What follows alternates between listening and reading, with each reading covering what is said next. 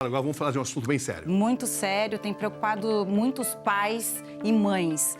A gente vai falar sobre o caso Gabriel Ganley. Ele só tinha 22 anos e uma vida dedicada ao fisiculturismo. A morte de Gabriel, uma celebridade na internet, reacendeu, né, Cabrini, o alerta para os riscos do uso e do uso indiscriminado de anabolizantes. É um assunto muito sério que muitas vezes é negligenciado, Camila. A venda dessas substâncias sem prescrição médica é proibida no Brasil, mas a busca pelo corpo perfeito tem impulsionado o consumo. Em 7 anos, a venda desses medicamentos subiu 700%.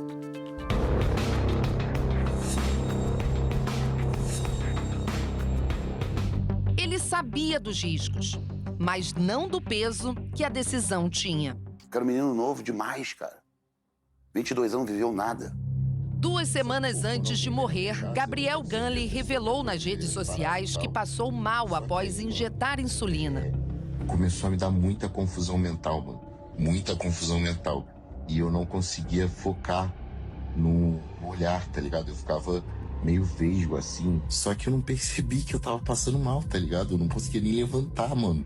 Alguns fisiculturistas aplicam insulina, medicamento para o controle de diabetes, com o objetivo de aumentar ganho muscular. Efeito similar aos hormônios sintéticos. Sem controle rígido, acabam expostos aos riscos. Na média, os fisiculturistas vivem menos, morrem muito do coração, têm muitas alterações renais, cardíacas, circulatórias, pelos efeitos colaterais das drogas. Gabriel, 22 anos, era considerado uma das grandes promessas da nova geração do fisiculturismo. Bebezinho, como ficou conhecido na internet, acumulava milhões de seguidores. Compartilhava a rotina de treinos, dietas e uma transformação física que impressionava.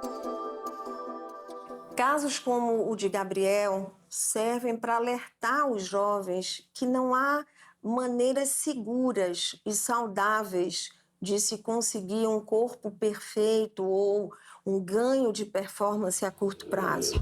Em uma das gravações mais vistas, Ganley aparece puxando um caminhão de 25 toneladas. Gabriel nasceu aqui no Rio de Janeiro. Começou na musculação aos 15 anos, depois passou a praticar lutas. O interesse pelo esporte o levou à Faculdade de Educação Física na Universidade Federal do Rio de Janeiro. A mudança para São Paulo surgiu depois de conseguir um patrocínio. Foi aí que o sonho ganhou força. Ele iniciou a carreira no fisiculturismo e passou a investir na produção de conteúdo fitness. Na capital paulista, o treinador Jorlan logo percebeu que o garoto era diferente. Dali eu descobri um menino que tinha algo a mais no sentido de querer.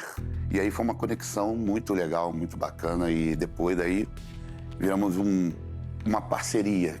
Entre 2023 e 2024, Gabriel se destacou em competições de fisiculturismo natural, categoria em que o uso de anabolizantes é proibido.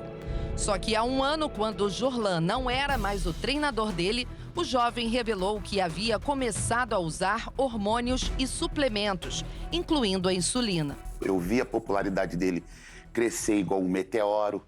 Só que eu também, ao mesmo tempo, eu me questionava por que isso estava crescendo tanto.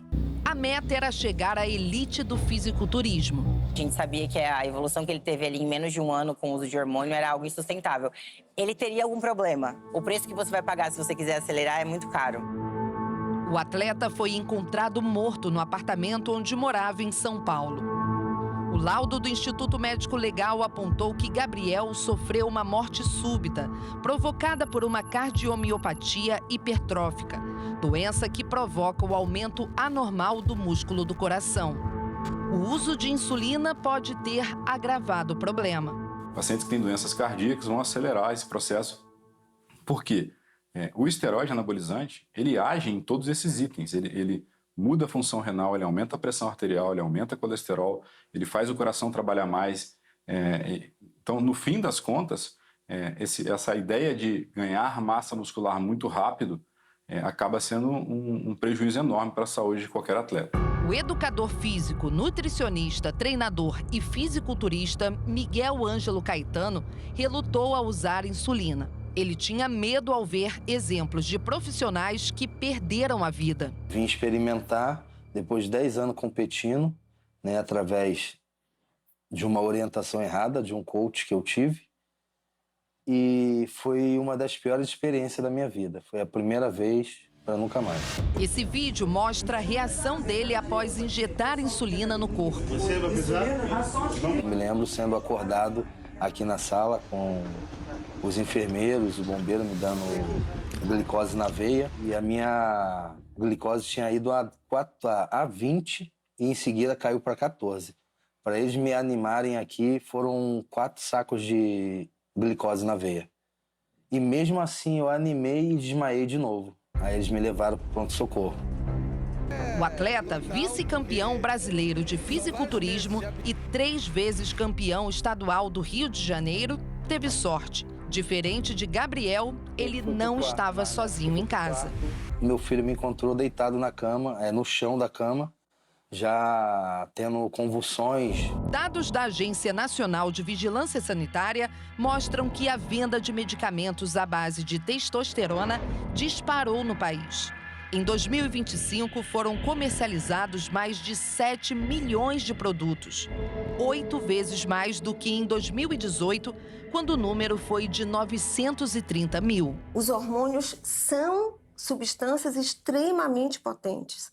E elas só são adequadamente indicadas para indivíduos com deficiência hormonal. Desde 2023, uma resolução no Conselho Federal de Medicina proíbe a indicação de anabolizantes com finalidade estética ou de ganho de performance. Elas contraindicam a prescrição e o uso de esteroides anabolizantes porque a gama de complicações, de efeitos colaterais é muito grande. Nas redes sociais, jovens são impulsionados pela busca por corpos extremos, curtidas e seguidores. Ele não pode ter morrido em vão e os jovens têm que entender que não existe uma maneira segura, não existe dose segura, não existe forma segura.